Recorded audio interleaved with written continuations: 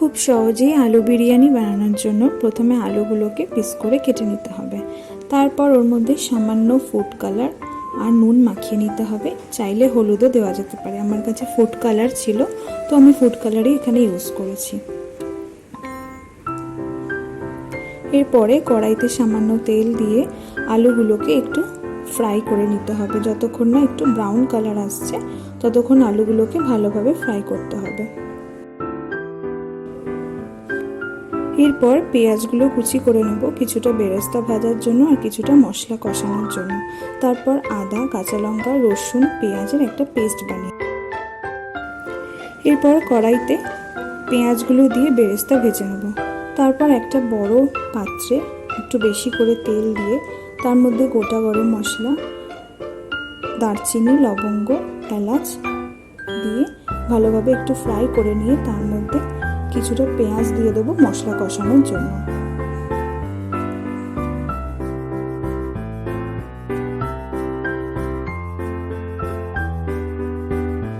এরপর পেঁয়াজগুলো একটু ভালোভাবে ভেজে নিয়ে পেঁয়াজের যখন রঙটা চেঞ্জ হয়ে যাবে তার মধ্যে আগে থেকে পেস্ট তৈরি করে রাখা যে মশলাটা ছিল সেটা দিয়ে সামান্য হলুদ দিয়ে নুন দিয়ে একটু ভালোভাবে মশলাটাকে কষিয়ে নিতে হবে।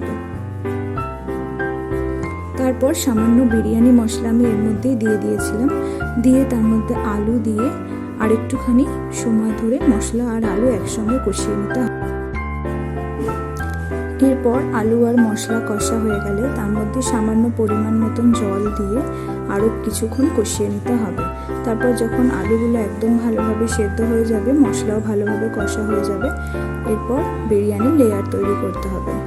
আগে থেকে তৈরি করে রাখা রাইস দিয়ে বিরিয়ানি লেয়ারগুলোকে এইভাবে তৈরি করতে হবে। প্রথমে সামান্য গ্রেভি আর আলু দিয়ে তার উপরে সামান্য ভাত দিয়ে তার মধ্যে বেরেস্তা আর সামান্য বিরিয়ানি মশলা, কেওড়ার জল আর সামান্য নুনটা আমি এই জন্যই দিয়েছিলাম টেস্টটা একটু ব্যালেন্স করার জন্য। প্রত্যেকটা লেয়ারই এইভাবে সাজিয়ে